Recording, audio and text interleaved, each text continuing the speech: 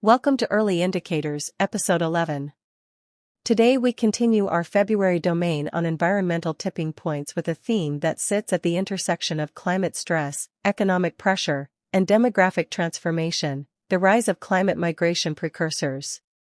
These are the subtle, early indicators that population shifts are forming long before large-scale relocation becomes visible. In the language of this podcast, these are signals, and signals are structural, not events.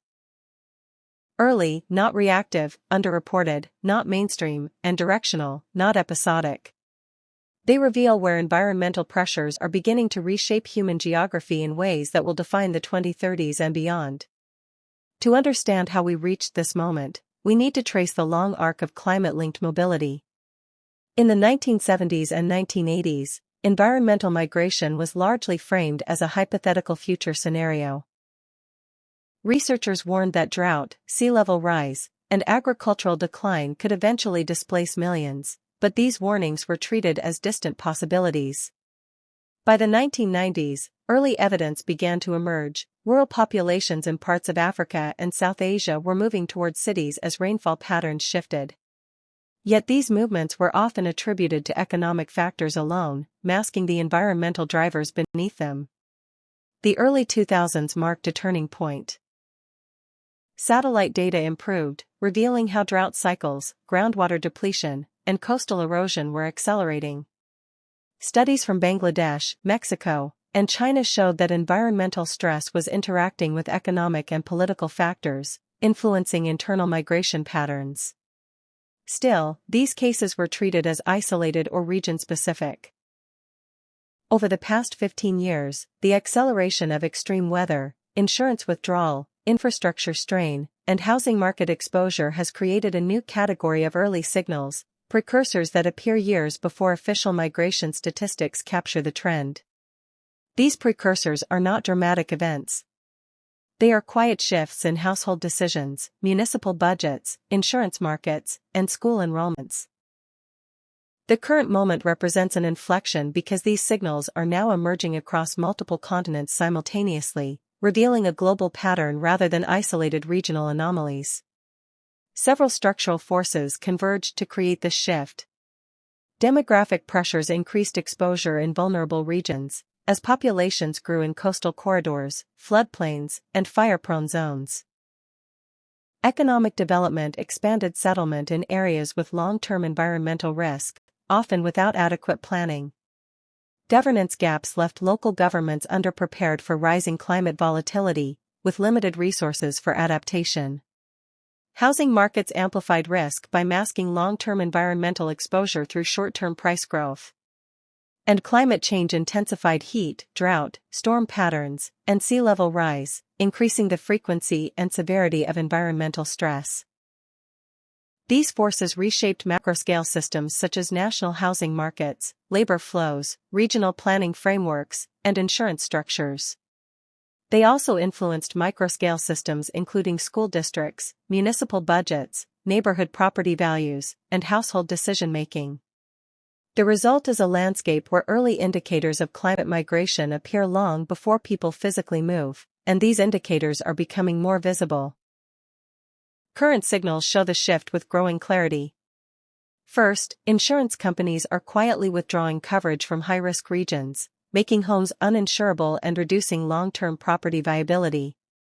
This withdrawal is not always publicized. It often appears as rising premiums, reduced coverage options, or non-renewals. Second, property values in flood-prone, fire-prone, and extreme heat regions are stagnating or declining, even during broader housing market growth. This divergence is one of the clearest early indicators of future population shifts. Third, municipal budgets in vulnerable regions are showing strain as emergency response costs rise, infrastructure maintenance becomes more expensive, and tax bases weaken. Fourth, school enrollment patterns are shifting as families relocate from high-risk zones, often years before official migration statistics capture the trend. Fifth, new research shows that heat-driven labor disruptions are prompting early movement among outdoor workers in agriculture, construction, and logistics. These developments rarely make headlines, yet they reveal a system in transition. signal confidence, emerging and accelerating. Here is where the shift is most visible. In coastal Louisiana, declining property values and repeated flood losses are prompting families to relocate inland, creating early demographic shifts in small towns and parishes. These movements are not yet captured in national migration statistics, but local school districts and housing markets are already feeling the effects.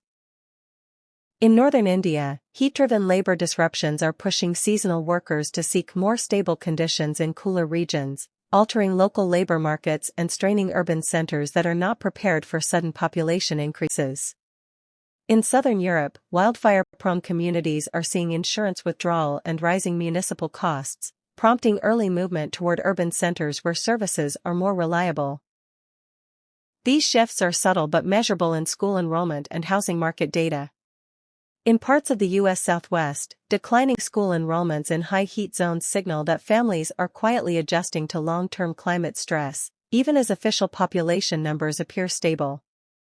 These examples illustrate how climate migration precursors reshape systems at every layer.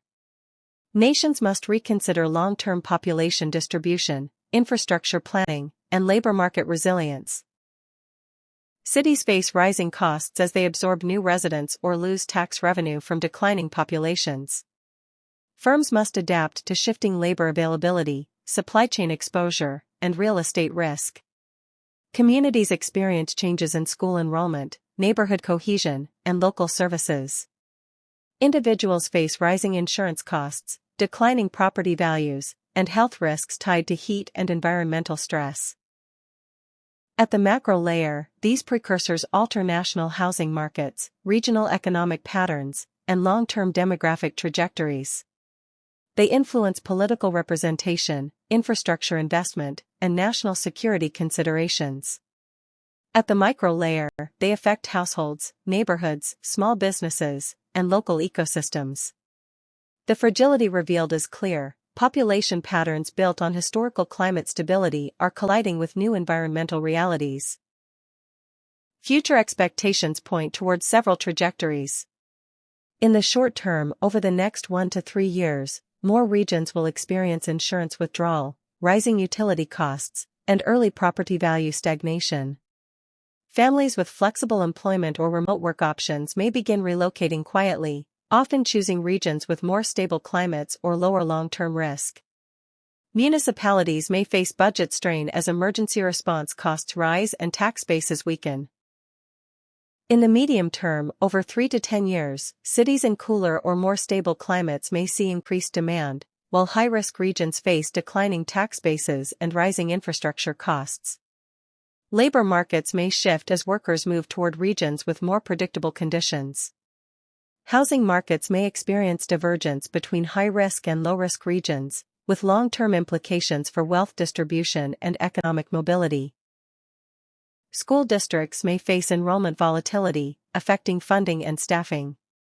In the long term, beyond 10 years, climate migration may reshape national political maps, economic centers, and regional identities. Entire metropolitan areas may experience gradual population redistribution as environmental pressures intensify. New economic corridors may emerge in regions previously considered peripheral.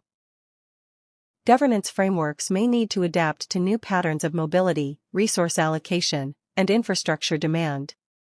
Early indicators to watch include school enrollment changes, insurance market withdrawals, municipal budget strain, property value divergence between high-risk and low-risk regions, and shifts in seasonal labor patterns.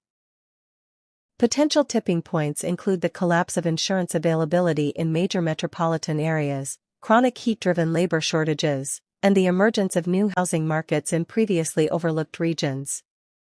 What to watch next? Pay close attention to regions where insurance withdrawal, declining school enrollment, and property value stagnation appear together.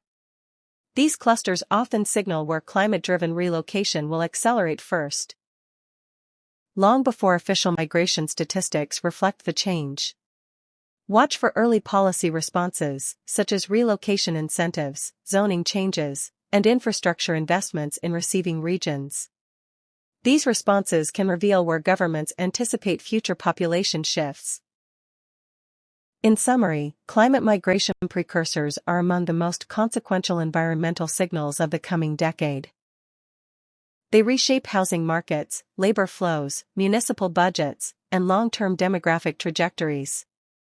They reveal fragilities in systems built on outdated assumptions about climate stability. And they offer early insight into where population shifts will intensify in the 2030s. These signals are quiet, but they are deeply consequential. Thank you for listening to Early Indicators. If you found this episode valuable, please like, subscribe, follow, and share. Your support helps bring attention to the signals shaping our future. This episode draws on publicly available information, including international think tank reports, academic research, public climate and policy data, open-source intelligence, and non-copyrighted summaries of global developments. No proprietary or confidential sources were used. This episode is for informational and educational purposes only.